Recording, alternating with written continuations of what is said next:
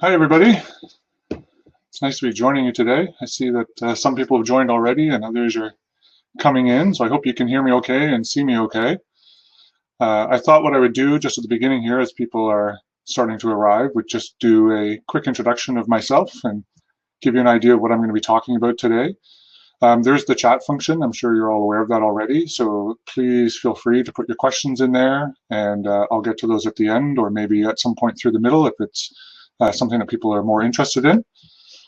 So we're going to be talking about regulations and starting your career. So two quite important aspects of hopefully what you're studying, and maybe you have lots of questions about, what to do after you finished your program here, what the laws say, what you're able to do.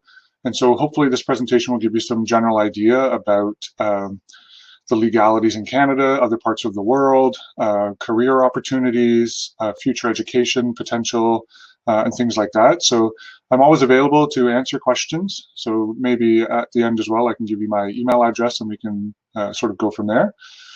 So about me, I'm a medical herbalist. I'm the Dean of the School of Herbal Medicine at Pacific Rim College.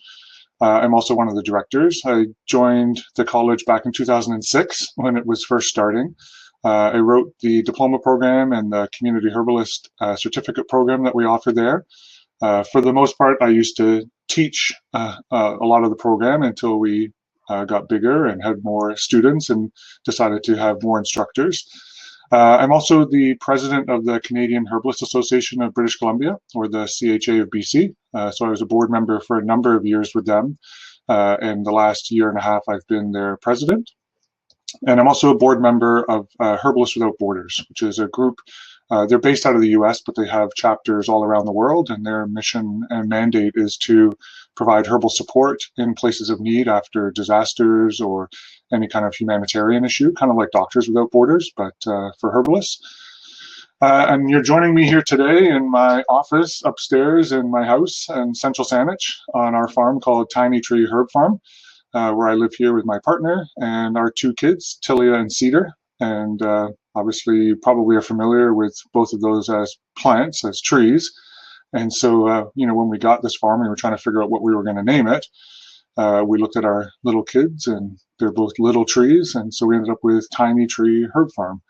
So that's where the name came from. Everyone thinks it's confusing because we live on the West Coast and all the trees are gigantic here. And so the idea of a tiny tree seems a little ridiculous, but it was our 1.5-year-old and 4-year-old child at the time that we got the name from. So that's basically me. I've been in practice since about 2001. So I've been doing herbal medicine now professionally for 19 years and studied before that. And the place that I went to school was actually in the UK at the College of Phytotherapy, which is the same school that David Caldwell and Peter Conway that you would have seen in other parts of your program studied. And in fact, Peter was my instructor, and he was one of my favorite instructors and my clinical supervisor. So I have a long relationship with Peter, and I think you would agree that he's probably one of the most amazing, inspirational herbal practitioners that you've come across. So I'm lucky to call him a friend and a colleague and have him here.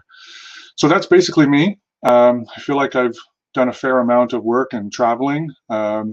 And I'm always passionate about herbal medicine and the future growth of and the continuing involvement of plant medicine. So let's move on to starting about regulations. So when we're talking about regulations, it's basically the process by which a medical profession is accredited by a government licensing body. So we need to differentiate between a voluntary membership association. So I mentioned I'm the president of the BC Herbalist Association. So that's voluntary. There's no requirement that you join. You can be a herbalist in British Columbia and never join or never attend because it's not a regulated profession.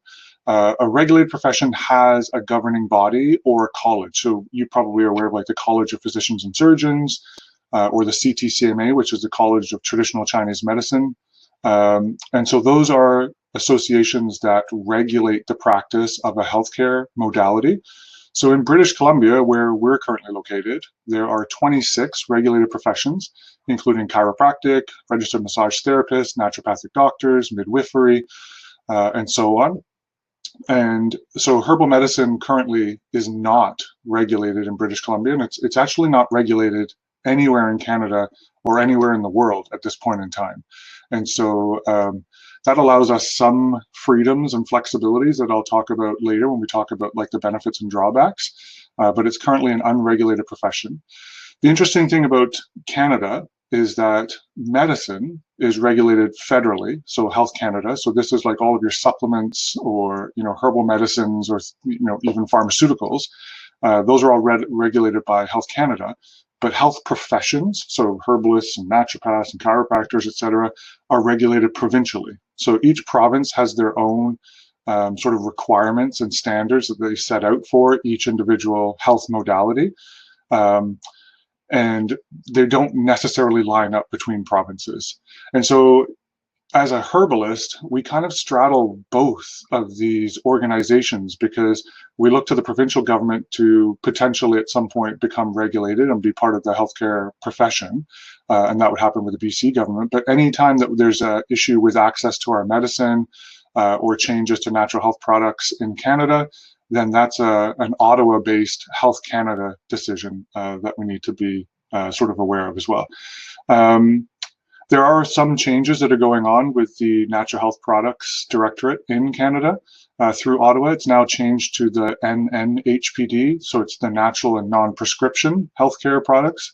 And basically what was happening over the last couple of years, you probably saw it on the news a lot, was that they were trying to amalgamate how all of the healthcare products like off the shelf were going to be regulated to try to bring certain things into alignment. Their fear was that certain natural products were making claims that weren't necessarily substantiated, and there was sort of a fear that the general public was being misinformed or not really having the full picture. And so they're making a number of changes now, which could theoretically impact the ability for people to access certain kinds of medicine. You'll also notice on here that for the most part, the regulated professions have a fairly lengthy training time period. And so we look at chiropractors, massage therapists, naturopaths, midwives. You know, these are all multi-year programs, 3, 4, 5-year programs that involve a lot of clinical training. And so, you know, to become a sort of a clinical practitioner with a regulated profession in most provinces in Canada, and if they were to exist in other parts of the world, it would be a far longer program with a lot more rigorous clinical training that would be required. So continuing on about regulations. So, you know, why would a profession be regulated in the first place? And essentially what the government decides is there a safety issue for the public? So it really comes down to safety concerns and protecting the welfare of the general population. So if you think of things like chiropractic, you know, someone's doing manipulations to your neck or your spine, or someone is putting needles in you in the case of acupuncture, you could all see that if that was done improperly or done by someone who wasn't skilled, that there could be a very serious risk to a patient that was getting that treatment. And so the government has decided that, you know, in order to be able to do one of those kinds of professions, you need to attain a certain level of training and qualification, and therefore go through some sort of licensing exam to be entered into this regulatory college and then sort of be put forward to the public as someone who is safe and effective and has been qualified and verified essentially as someone who is able to do that. So herbal medicine, like I mentioned, is currently not regulated. And the thought process is at this point that it's not necessarily dangerous enough. You know, a lot of thoughts that people have right now are that, you know, herbal medicine is safe, and it definitely is a safe form of medicine. And one of the herbal associations actually in the UK used to have their slogan that said herbal medicine is safe medicine. And I would agree for the most part that a lot of the plants that we use are generally safe, and we have a lot of culinary plants that we use. And, you know, historically, as you've been learning about some of the plants, probably in your program as well, you've heard about the ways that they would have been included in different kinds of like meal preparations. And so, they don't pose a large threat to anyone. The dosage range of them is quite large, but there are still some herbs that have very small dosage ranges that need to be adhered to. And we also have issues potentially with herbs interacting with certain kinds of medications.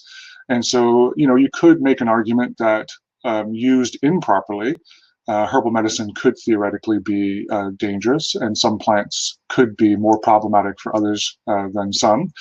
And the other potential issue, I think, that sometimes comes up with sort of more like self-diagnosis and self-prescribing that happens a lot with the general public about thinking that they can just sort of read a book and choose some plants, is that if they bypass seeking out professional advice from a healthcare provider, they may miss a diagnosis.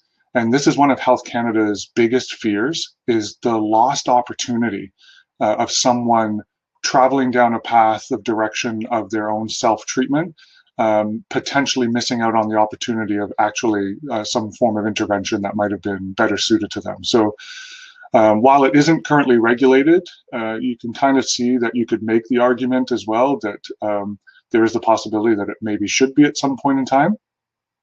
It's a difficult topic to have amongst herbalists. I think in general, all of us like to be a little bit more wild and free and do things our own way. I think that's what sort of gets us here. We like the sort of history of herbal medicine and the flexibility that it allows us, and the idea of conforming to some set of rules or being bound by some kind of guidelines sometimes rubs people the wrong way.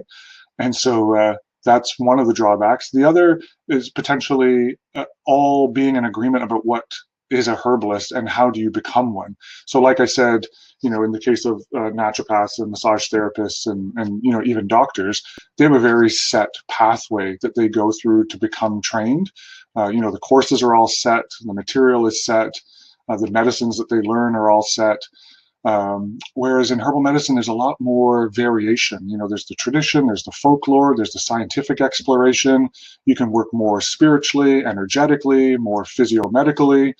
And so and then what type of plants do you use? Are you, working with local plants? Do you have like an indigenous background where you've been mentored and brought up in a system of healing that's thousands of years old? Is this a new way of looking at plants that you may not have done before?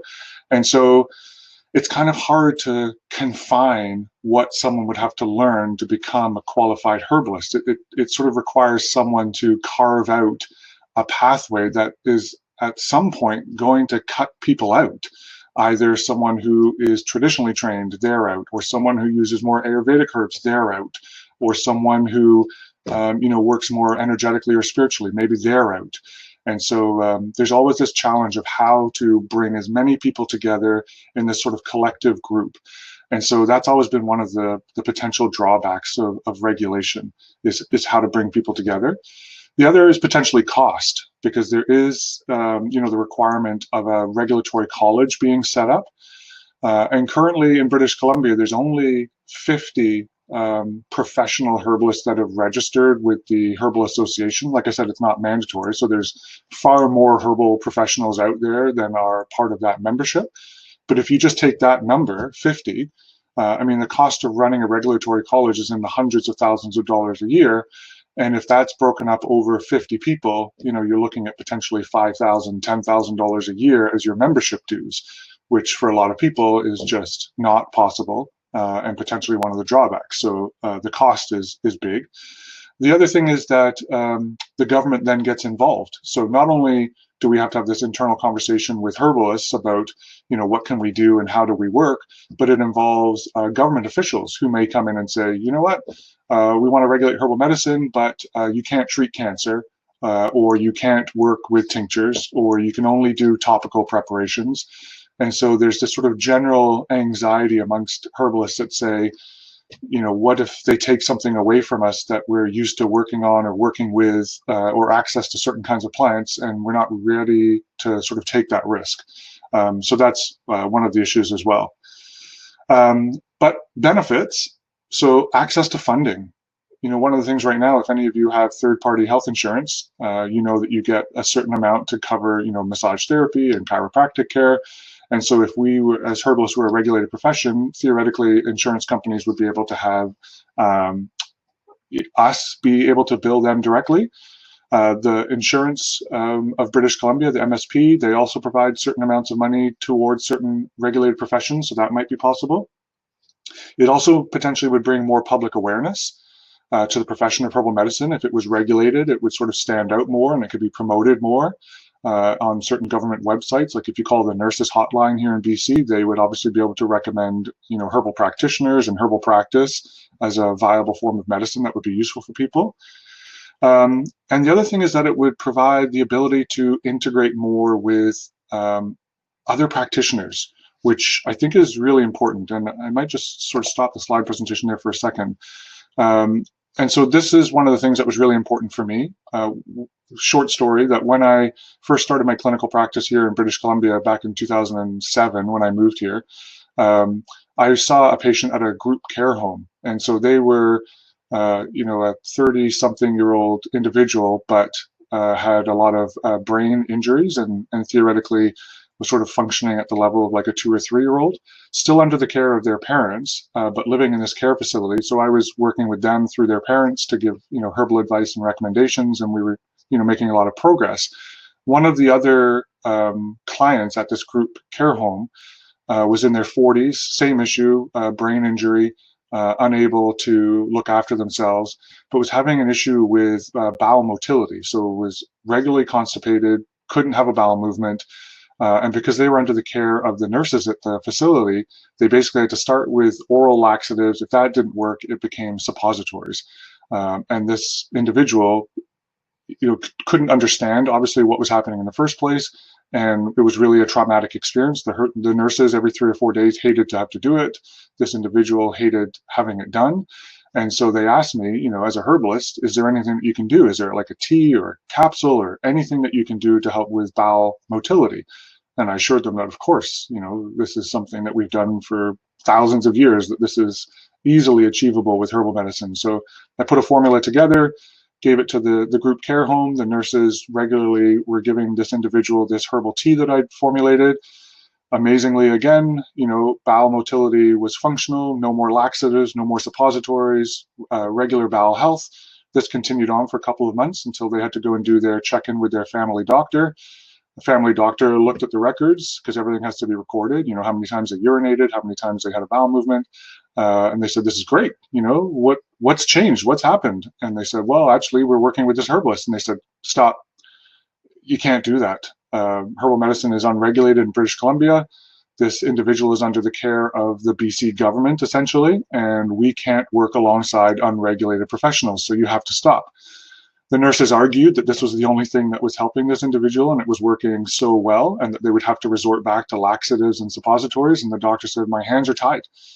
This is the only thing we can do. Under my care, I can't recommend it. So, when that news came back to me, I felt quite devastated that here was someone who was benefiting from plant medicine and we couldn't continue because of the fact that it was unregulated. And so that was when I started joining the Herbal Associations and getting sort of more proactive in the idea of regulations and, increasing the public awareness and the availability of herbal medicine to more and more people. So I thought that was, really important. And so, regulation has that benefit potentially. And so I wanted to make sure that, that's something that needs to be discussed. What language can we use? So we're not doctors. And I think that's the only thing that we need to sort of really keep in our minds, that we can't be giving out this idea to anybody that we are a doctor or that we're making those kinds of decisions. I think the language is secondary. I still say patient, I say treat, I say prescribe, I say diagnose, but I'm not doing it with sort of like the definitive kind of strength that a doctor would be able to do. And so when I'm working with somebody about herbal medicine, generally I will make sure that I'm being clear with them about what I'm able to work with and how I'm able to talk with them. But I regularly say, prescribe, and treat and diagnose, and that's totally fine. So as a herbalist, what are we, and what are we allowed to do? So a herbalist in general is someone who uses plant-based medicines as their primary form of intervention for someone's health, and they're looking at the body holistically. So, you know, we're not just asking them, what are their symptoms right now? You have 5 minutes, tell me one thing that's going on. You know, we're talking about for an hour, hour and a half, and we want to know, you know, what's brought you in, how your past medical history has been, what's your diet like, what do you do for fun, what are your activity levels like, how's your breathing, how's your sleep, what's your stress level like, you know, to try to get a really great understanding overall of how your health is and how you're dealing with your life. And then our interventions are, you know, dietary modifications, lifestyle changes, but predominantly the use of plant-based medicines in their various forms, like you're learning about in herbal pharmacy. So capsules, teas, tinctures, baths, aromatherapy, things like that. So that's kind of what a herbalist is and how they work.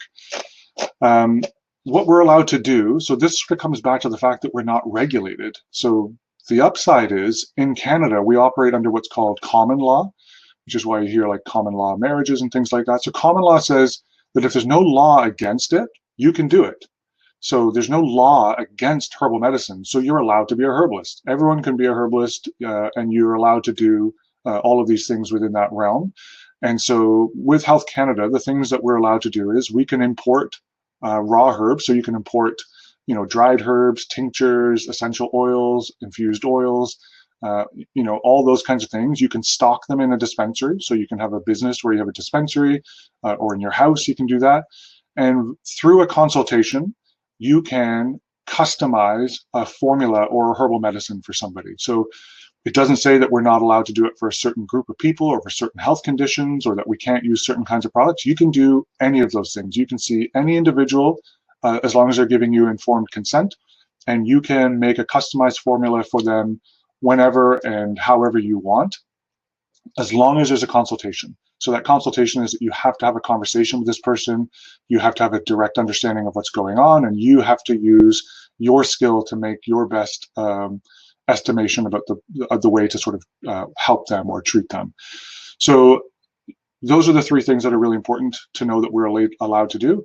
And then so the last thing, you know, I know some of you asked, like, can I prescribe? Can I make medicine for somebody? So the short answer is yes, absolutely.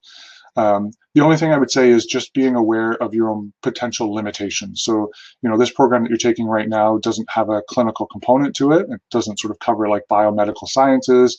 And so going back to what I was saying before about the regulated professions being 3 years, 4 years, 5 years, it's because there's a lot more information that has to sort of come forward about caring for an individual and their health concerns. So yes, you know, I think for yourself, for friends, for family, for people that you're close to, absolutely you can make medicines for them. You know, ask them the right kinds of questions, get an idea of what they're dealing with, and then go from there. And then reach out to other people if you need advice. If you're looking to set up your own like clinical practice at some point, then you would need further education, which we'll talk about in a second. So just quickly, I want to talk about herbal associations. There are lots of different herbal associations. They're usually representing like a specific geographical area or an area of expertise.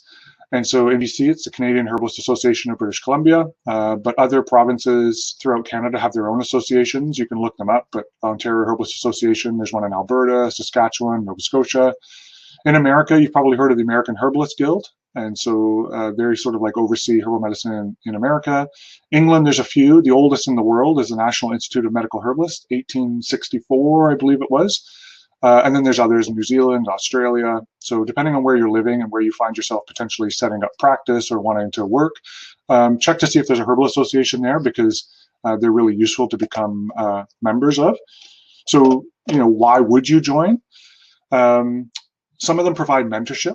So, you know, they'll pair you up with somebody who is a professional practitioner, and they will, you know, help guide you through decision-making, setting up your clinic, setting up your practice. If you come across a patient or client that you're having a difficult time sort of figuring out what to do or how to work with them, then they're available for that.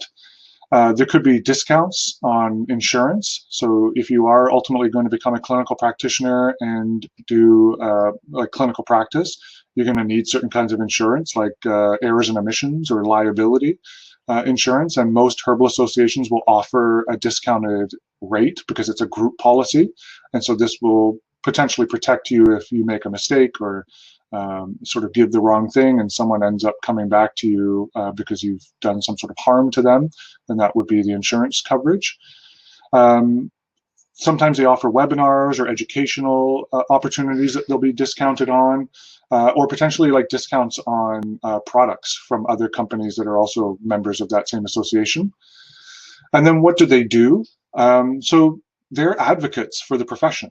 And so that's why they're sort of geographically different, because each area of the world or even each part of the country may have their own unique individual needs. Just like the health authorities, in British Columbia, we have the Coastal Health Authority, Vancouver Island Health Authority, Fraser Health. They just recognize that different geographical regions have specific needs, and the people have different needs as well. And so herbal associations exist in those same kinds of niches. They work with the government. So I was mentioning, the changes that were happening in Ottawa with the way that natural health products were being regulated. And so one of the things that we do here is that each of the provincial associations in Canada send 2 representatives to our national association, the Canadian Coalition of Herbalist Associations. And they meet in Ottawa usually once a year, if not twice a year.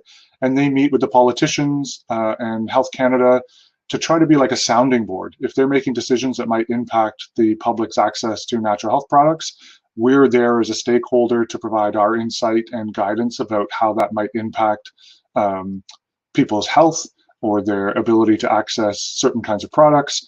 And so, as an advocate for the government, that's one of the main roles of herbal associations.